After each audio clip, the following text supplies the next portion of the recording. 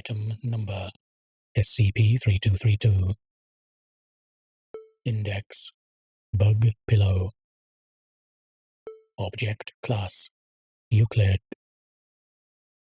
Special Containment Procedures. SCP-3232 is to be kept in an isolated reinforced glass cell for observation, located at Site. The seams of the cell are to be sealed with industrial resin coated in liquid adhesive.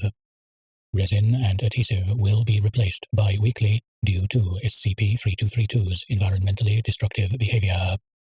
Any containment breaches of instances of SCP-3232-1 will be dealt with using common household insecticides, depending on species. Due to the nature of this object, pillows of any kind are disallowed within 50 meters of the testing area.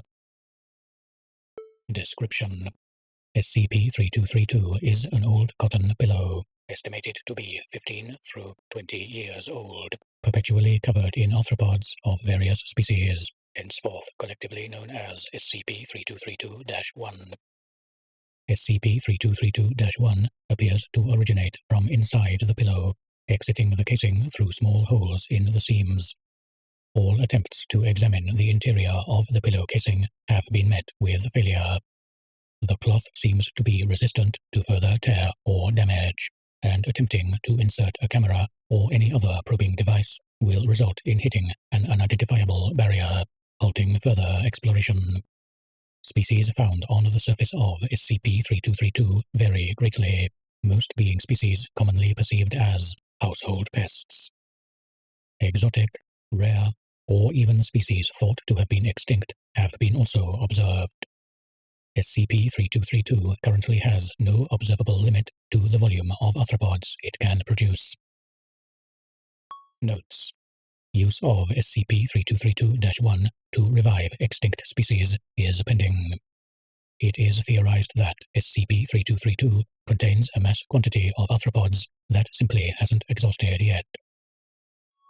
Individuals within a 2 through 5 meter distance from SCP-3232 who are experiencing moderate fatigue will not perceive the arthropods on the pillow, and will rest their head on the pillow without hesitation.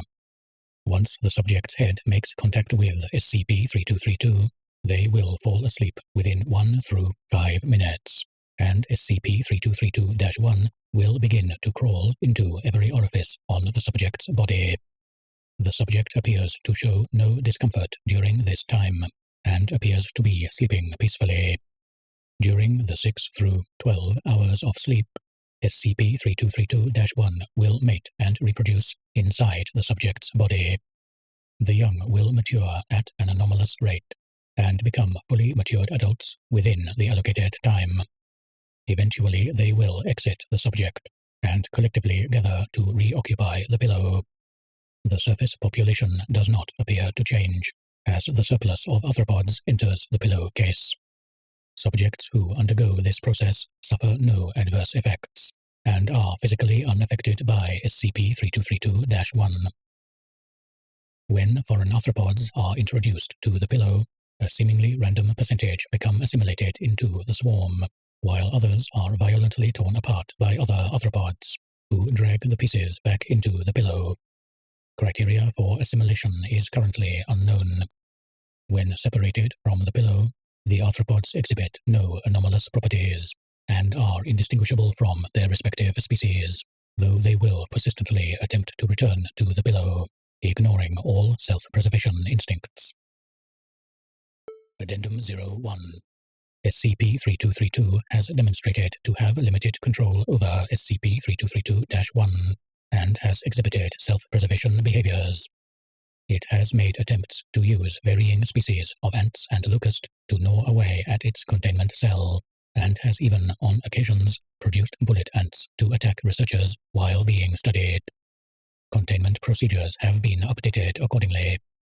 Any new behaviors are to be reported to the current project supervisor. The object has also demonstrated its ability to adapt to different environments.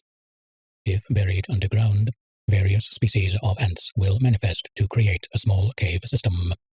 If submerged underwater, the surface will become populated with aquatic arthropods, including species of Notonictidae, diving bell spiders, and small species of crab. Event 3232-A. Another pillow was introduced to SCP-3232's containment cell. After approximately 24 seconds of exposure, a single insect, a cockroach specifically, left the swarm, tore a hole in the side of the pillow casing, and entered the inside.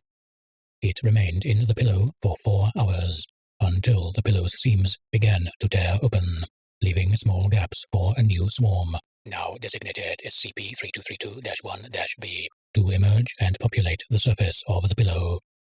Studies have shown the new pillow, now designated SCP-3232-B, now possesses the same anomalous properties as the original. Due to SCP-3232's reproductive nature, it is currently unknown how many instances of SCP-3232 are active outside the Foundation. Addendum 02. Both SCP-3232-1 and SCP-3232-1-B appear to have formed some sort of community. Members of each swarm will leave their own pillow and enter the other. Studies as for the purpose of this behavior are inconclusive, as they do not appear to be exchanging goods or services of any kind.